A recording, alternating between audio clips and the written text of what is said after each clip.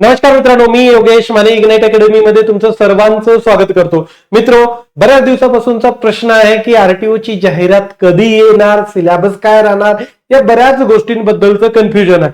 त्यामध्ये एक परिपत्रक आलेलं होतं, जे नोटिफिकेशन होतं कशाचं, तर एमपीएससीचा सिलेबस रिवाइज करण्यासाठीची एक कमिटी आहे आणि त्या कमिटीला यासाठी 3 महिन्याचा कालावधी देण्यात आलेला आहे. यामुळे आणखीन कन्फ्युजन स्प्रेड झालं की 3 महिन्यानंतर ही कमिटी आपला अहवाल एमपीएससीला देणार, एमपीएससी मग ते इम्प्लिमेंट करणार, मग याच्यात किती वेळ जाणार आणि त्यानंतर ग्रुप सी ची जाहिरात येऊन त्यामध्ये आरटीओ येणार का, बरेचसे कन्फ्युजन होते. या सर्व कन्फ्युजनची पूर्ण क्लॅरिटी आता एमपीएससी कडून देण्यात आलेली आहे.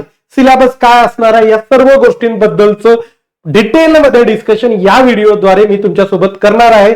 तर नमस्कार, मी योगेश माने तुम्हा सर्वांचं इग्नाइट अकॅडमी मध्ये स्वागत करतो. तर चला बघा, ही आपली आरंभ 3.0 बॅच आहे. महाराष्ट्रातले सर्वात बेस्ट टेक्निकल आणि नॉन टेक्निकलचे फॅकल्टी तुम्हाला यामध्ये शिकवणार आहे.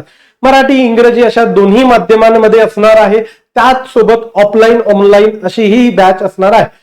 ऑलरेडी या बॅचचे ऑनलाईन सेशन आपल्या युट्यूब चॅनलवर चालू झालेले आहेत, पण काही विद्यार्थ्यांपर्यंत ही इन्फॉर्मेशन पोहोचली नसेल कारण ते आपल्या टेलिग्राम ग्रुपला कनेक्ट होते. सध्या टेलिग्रामवर बॅन आहे. तर मित्रो, या व्हिडिओद्वारे तुम्हाला सांगतोय की हे सेशन्स आपल्या युट्यूबवर चालू झालेले आहेत. बेल आयकॉन प्रेस करा जेणेकरून तुम्हाला नोटिफिकेशन येत जातील. त्याचसोबत आपलं एक व्हॉट्सअपचं चॅनल आहे, ते लगेच जॉईन करून घ्या. म्हणजे जे काही मिसकम्युनिकेशन मुळे तुमच्यापर्यंत इन्फॉर्मेशन पोहोचत नाही ती पोहोचत जाईल. कारण तुर्तास सध्या टेलिग्रामवर बॅन असल्या कारणानं तुम्ही सर्व तिथं आमच्यासोबत कनेक्टेड आहात. आता व्हॉट्सअप चॅनलवरही कनेक्टेड व्हा, म्हणजे इन्फॉर्मेशन तुमच्यापर्यंत पोहोचत. त्याची लिंक डिस्क्रिप्शन मध्ये दिलेली आहे. राईट, या बॅच मध्ये बघा महाराष्ट्रातली सर्वात तज्ञ लोक आहेत. मग नॉन टेक्निकल मध्ये तुमच्या अभिजित राठोड सर असो, बापू गायकवाड सर असो, Deepti madam, Parshuram sir, Makarand sir, Prateek sir, Amol Gadekar sir, त्यानंतर Nitin Salunke sir, Kiran Patil sir, Krishna Patil sir, Rajesh Jadhav sir, हे सर्व महाराष्ट्रातली मातब्बर टेक्निकल टीम. त्याचसोबत मी प्रतीक रोडे सर, तुषार मोसे सर तुम्हाला टेक्निकलचं शिकवणार आहे. आणि आपले लीडर जे मेंटॉर आहेत Dhananjay Kachale sir continuous mentoring session घेणार आहे, तुम्हाला गाईड करणार आहेत. तर या बॅच मध्ये सर्व काही तुम्हाला अवेलेबल होईल. टेस्ट सिरीज आहे, प्रॉपर नोट्स अवेलेबल होतील, रिव्हिजन क्रॅश सेशन, सर्व गोष्टी तुम्हाला त्यामध्ये अवेलेबल होतील. प्री मेन्स दोन्हीसाठी आहे, राईट, विथ नोट्स आहे. त्याच सोबत तुम्ही सेपरेट प्री सेपरेट मेन्सची पण बॅच घेऊ शकता. आता येऊ आपण नेमका इश्यू काय. बघा, हा एक कार्यालयीन आदेश आहे जो की 12 जून 2026 कार्यालयीन आदेश होता. यामध्ये काय म्हटलंय की महाराष्ट्र लोकसेवा आयोगाने म्हणजे एमपीएससीने त्यांच्या पत्रकान्वये, कधीचं पत्रक आहे ते 13 मे 2026 अन्वये स्पर्धा परीक्षांच्या विद्यमान अभ्यासक्रमाचे पुनरावलोकन करण्याची विनंती महाराष्ट्र इन्स्टिट्यूशन फॉर ट्रान्सफॉर्मेशन संस्थेस केली आहे. राईट, म्हणजे जो सिलेबस होता एमपीएससीचा तो रिवाइज करण्याची विनंती एमपीएससीनं हे या संस्थेला केली आहे. संस्थेचं नाव काय, महाराष्ट्र इन्स्टिट्यूट फॉर ट्रान्सफॉर्मेशन.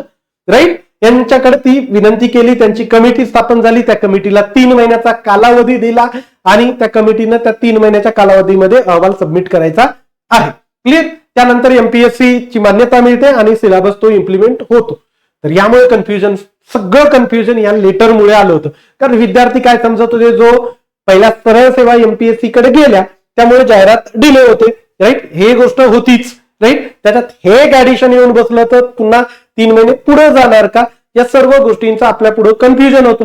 याच्यात आणखीन हे म्हटलं की सिलेबस रिवाइज होणार, त्याचं नवीन कन्फ्युजन. ते सर्व कन्फ्युजन एमपीएससीनं दूर केले आणि त्यासाठी त्यांनी एक प्रसिद्धी पत्रक काढलेलं आहे. हे प्रसिद्धी पत्रक कधीचे आहे तर कालच म्हणजे 19 जूनचं हे प्रसिद्धी पत्रक आहे. या प्रसिद्धी पत्रकामध्ये एमपीएससीनं सांगितलंय की हे जी मित्र नावाची संस्था होती जी की सिलेबस तुमचा रिवाइज करणारी होती, हे एक आमची रुटीन प्रोसेस आहे. सिलेबस रिवाइज करणं, वेगवेगळे बदल, वेगवेगळ्या सध्याच्या गरजा बघून हा सिलेबस जो आहे तो रिवाइज करणं हे एक रुटीन परंपरा आहे, रुटीन पद्धत आहे.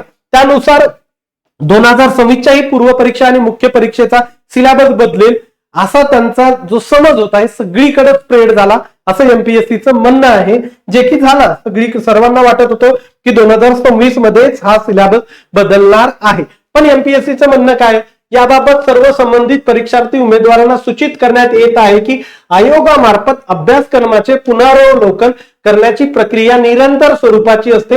एखाद्या स्पर्धा परीक्षेचा अभ्यासक्रम बदलण्यापूर्वी नियुक्ती केलेल्या समिती प्राप्त अहवालात आयोगाची रितसर मान्यता घेण्यात येते व त्यानुसार परीक्षा योजना तयार केली जाते.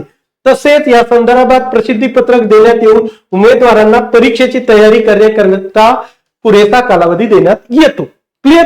आता बघा, सध्या स्थितीत 2026 ची महाराष्ट्र घटक सेवा संयुक्त पूर्व परीक्षा व मुख्य परीक्षा या विद्यमान अभ्यासक्रमानुसारच घेण्यात येणार आहे. म्हणजे जो ओल्ड सिलेबस आहे त्यानुसारच एक्झाम होणार आहे, याच्यात काहीही बदल नाही. आणि पुढे काय म्हणते की सदर परीक्षेची जाहिरात लवकरच प्रसिद्ध करण्यात यावी. क्लिअर. करण्यात येईल. क्लिअर. यावी म्हणतो मी, करण्यात येईल. तरी उमेदवारांनी कोणत्याही अफवांवर विश्वास ठेवू नये. काही शंका असल्यास आयोगाच्या कार्यालयाशी संपर्क साधा. म्हणजे यांचं क्लिअर कट हे म्हणणं आहे की जाहिरात लवकरच येणार आहे. सिलेबस तोच आहे जो अगोदर चालत आला.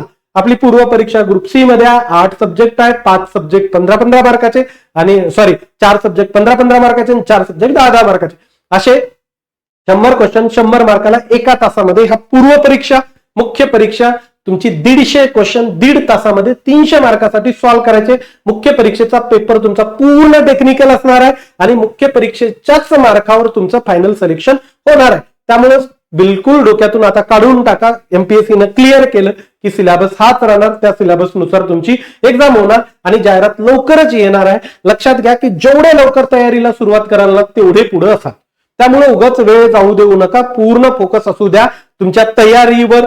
जे काही लागणार आहे तुम्हाला तयारीसाठी आपल्या आरंभ 3.0 च्या बॅच मध्ये अवेलेबल होईल.